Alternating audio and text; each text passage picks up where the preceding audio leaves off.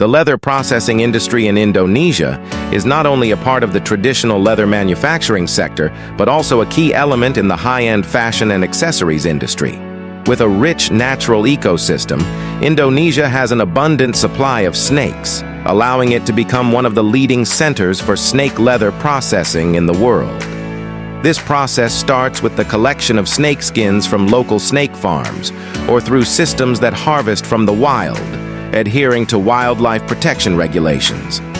Snake leather processing involves multiple steps from raw processing, sterilization, tanning, to dyeing. Tanneries in Indonesia utilize both traditional and modern techniques to transform raw hides into products that are soft, durable, and aesthetically pleasing. The final products often include handbags, shoes, belts, and other fashion accessories that are exported to many countries around the world. However, this industry also faces numerous environmental and ethical concerns. Overexploitation and uncontrolled harvesting could lead to the depletion of snake species, impacting ecological balance. Therefore, the Indonesian government and international organizations have established strict standards and regulations to ensure that the snake leather processing industry develops sustainably and responsibly. Certification programs and monitoring are implemented to promote environmentally friendly harvesting and production methods, ensuring the long-term survival of snake species. Despite facing many challenges, the snake leather processing industry in Indonesia continues to grow, thanks to technological advancements and changes in production management. This not only helps produce higher quality products, but also contributes to the protection of snake species and the maintenance of Indonesia's biodiversity. In our latest video on the Ecofarm channel, we'll explore one of the most unique solid processing areas nestled in the heart of a quaint village in Indonesia. Before we begin, I hope you'll enjoy today's content, and don't forget to like and subscribe to our channel to stay updated with our latest videos. Now, without further delay, let's dive into the details. In West Java Province, Indonesia, the snake processing industry has evolved from traditional snake slaughterhouses to large-scale industrial factories that produce snake meat and leather. These facilities are now capable of handling hundreds of snake skins daily, making it a leading economic sector locally. Snake leather is known for its durability and versatility in applications, which has made it a valuable raw material for producing high-end handcrafted products such as bags, shoes, wallets, and belts.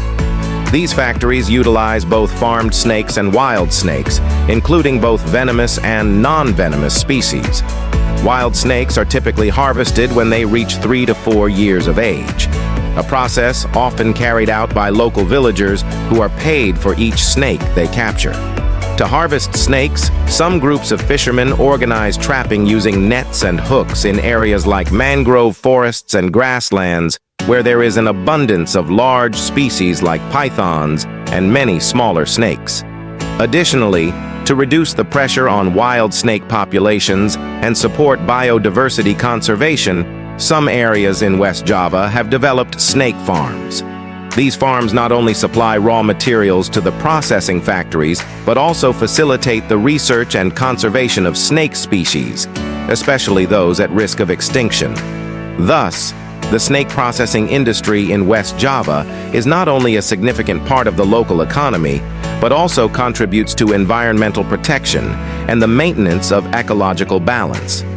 In Indonesia, the snake farming and processing industry has developed into a network of professional farms where hundreds of snakes are raised to high standards to meet the demands of processing factories. These farms are equipped with modern facilities where snakes are carefully sorted by size and species. In this process, larger snakes are generally valued more commercially because they provide a larger amount of skin, thereby having higher economic value in the market. After sorting, the larger snakes are transferred to spacious tanks or containers filled with water.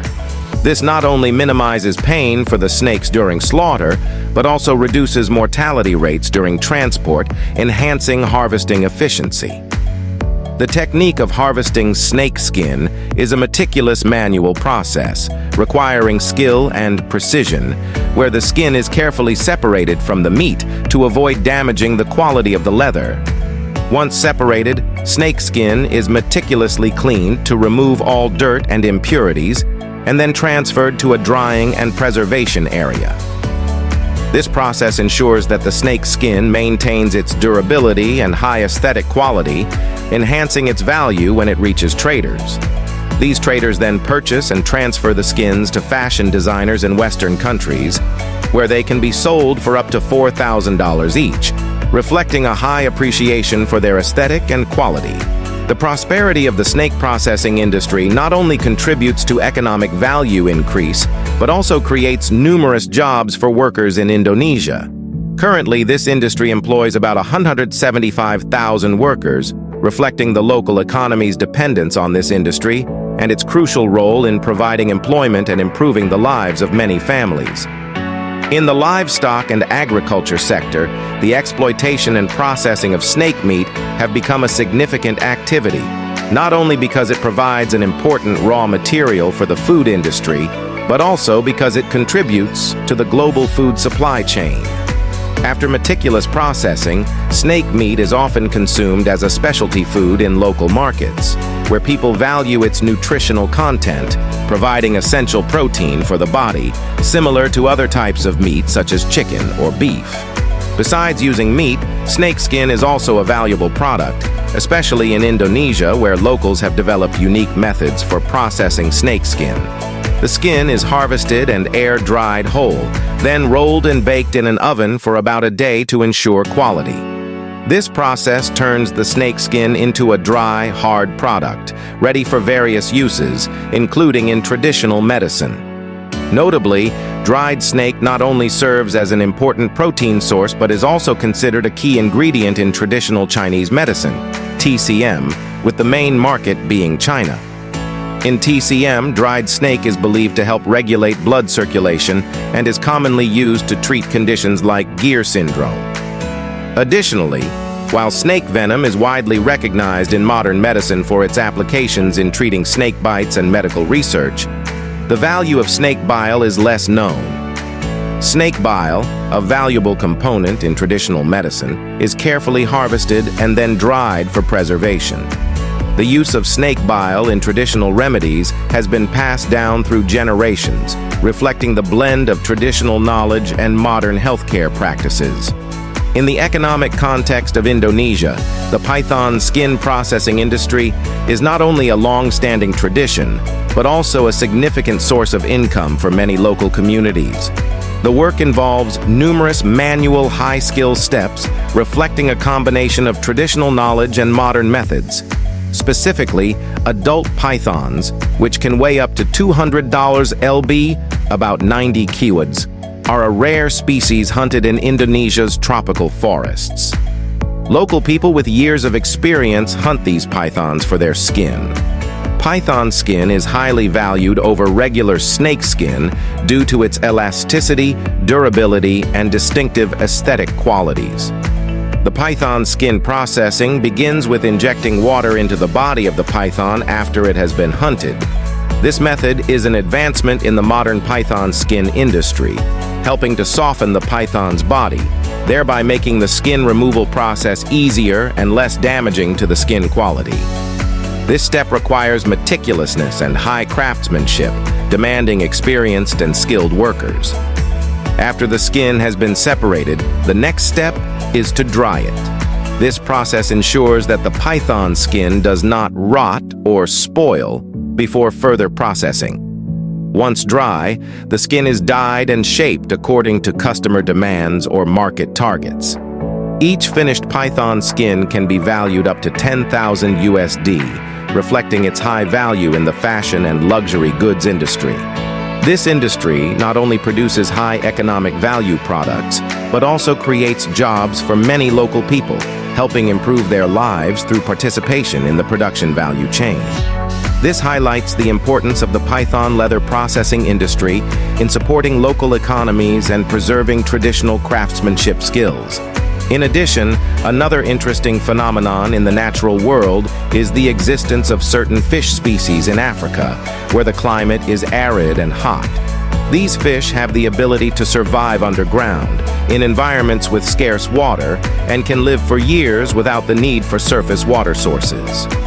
This is a remarkable phenomenon in biology and ecology, challenging our previous understanding of the conditions necessary for aquatic life.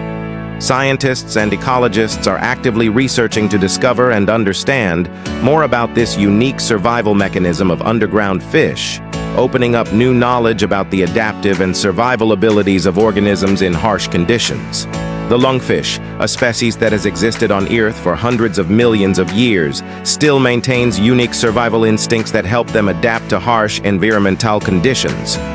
Lungfish have developed a special respiratory system that allows them to survive through long dry seasons in regions like Africa, where the dry season can last from 4 to 6 months, causing natural water sources like rivers and lakes to dry up.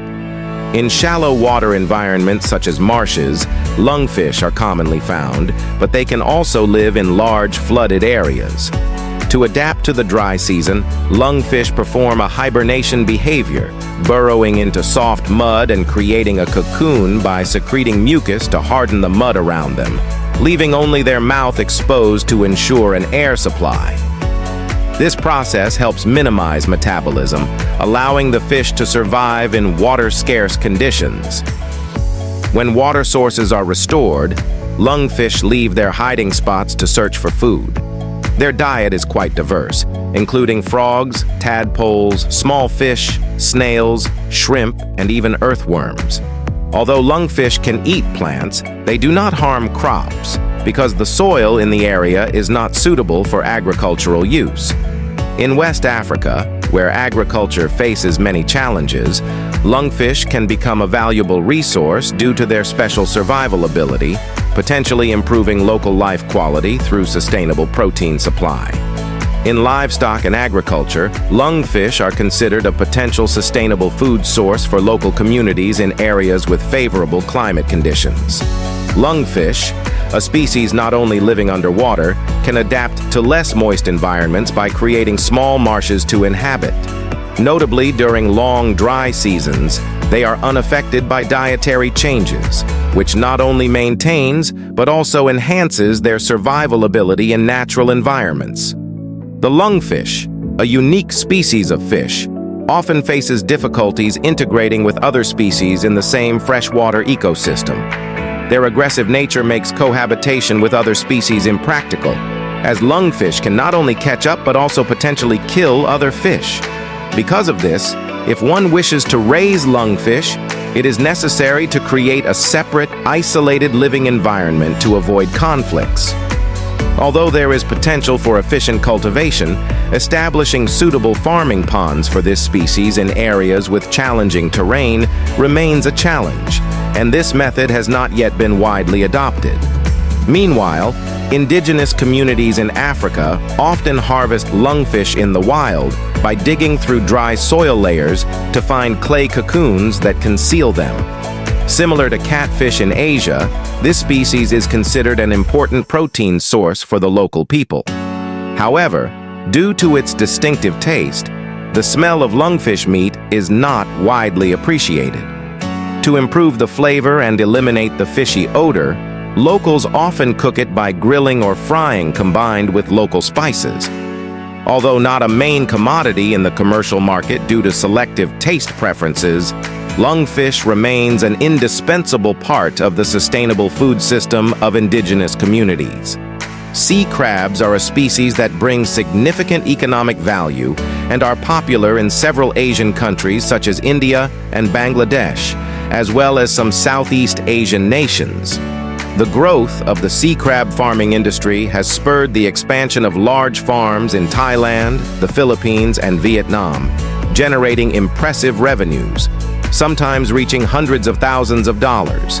In the aquaculture sector, cultivating sea crabs not only yields economic benefits, but also enhances the product's value on the international market. This crab species is highly regarded for its tasty meat, which is low in fat but rich in protein and essential minerals and vitamins. These nutritional elements have made sea crabs one of the main export products, favored worldwide. Additionally, sea crabs are used in various distinctive dishes, including the chili crab, a signature dish of Singapore that is widely beloved. Efficient sea crab farming requires an excellent source of broodstock as the foundation for each farm's development. In aquaculture, a common method is to pair male and female crabs to promote reproduction, resulting in eggs and embryos that eventually grow into juvenile crabs. Female crabs can produce millions of eggs, playing a crucial role in ensuring the long-term growth of the farm. Moreover, some farms opt for artificial insemination, collecting eggs from female crabs and fertilizing them under controlled conditions to produce high-quality crabs. This process from embryo to juvenile crab usually lasts about 25 to 30 days, after which the mature crabs are prepared for harvesting. These methods not only increase production efficiency, but also contribute to the stability and development of the aquaculture industry. The goal of these farms is to nurture healthy sea crabs that adapt well to the living environment in artificial tank systems. Crabs are farmed for about 5 to 6 months until they reach the size and weight suitable for commercial purposes. Some farms also use methods of farming crabs in small ponds, facilitating easier management and care to enhance the efficiency of aquaculture production. In captivity, the stocking density for crabs can range from 1 to 3 individuals per square meter. Their diet typically includes surplus fish, shrimp, and smaller crabs.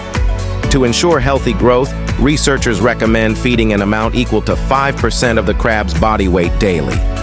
Periodic weight monitoring through catching and weighing some individuals helps assess growth rates and adjust feed accordingly. After 3 to 5 months, crabs usually reach the necessary weight and size for harvest. Farms utilizing enclosed systems are particularly suitable for non-coastal areas. These farms can be located in urban or mountainous regions, as long as they have an efficient seawater supply system. Each enclosure on the farm can house between 500 to 600 individual crabs, while larger farms can accommodate between 2,000 to 5,000 individuals, each equipped with a seawater recirculation system to ensure a clean living environment and minimize disease risk. In the geographical and agricultural context of Southeast Asian countries, especially in areas with limited land use, the model of raising sea crabs in boxes has developed strongly. This method requires careful selection of crab breeds, which are then raised in tanks with a closed water circulation system to enhance their health and survival rates. In the aquaculture industry, raising crabs in these separate tanks necessitates a strict and distinct feeding regime compared to natural pond releases. Specifically, in the boxed sea crab model, the diet provided typically includes shrimp, small fish, and snails, delivered directly into each box to ensure easy access for every individual. Farms using this method often record rapid crab growth, potentially reaching up to 900 grams per individual in just 2 weeks. This rapid growth not only improves production efficiency, but also enhances the commercial value of the product, yielding high profits for farmers. Crab farmers can earn tens of thousands of dollars annually from selling crabs, a significant figure in the aquaculture industry. Currently, in the aquaculture sector, the price of sea crabs on the international market is experiencing large fluctuations, ranging from $60 to $100 per kilogram, depending on the quality and size of the product. This price range clearly represents a significant development opportunity for the crab farming industry, particularly in regions with suitable natural conditions. This development not only provides substantial income for farming households, but also has a positive impact on the coastal region's economy in general. Coastal areas and mangrove forests in China are ideal for the living and growth of sea crabs. Thus, exploiting and cultivating sea crabs in these areas becomes increasingly important, as it not only preserves the precious genetic resources of wild crab species, but also contributes to the economic and social stability and development of the local fishing communities. Adjusting fishing activities and focusing on sustainable cultivation techniques can help increase productivity and ensure a steady supply of sea crabs to the market, while also facilitating more effective management of marine resources. And that concludes our comprehensive overview of the livestock and food processing industry in China that we wanted to share with you today. Through this video, we can see that the strong development of this sector not only contributes to the national economy, but also impacts our daily meals. We hope that the information provided by Ecofarm has given you deeper insights and an appreciation for the sustainable efforts in this industry. Don't forget to subscribe to the channel and hit the notification bell so you don't miss out on upcoming videos about environmental topics and clean agriculture. Please leave your comments below to let us know which topics you are interested in. Thank you for watching, and we look forward to seeing you in the next videos from Ecofarm.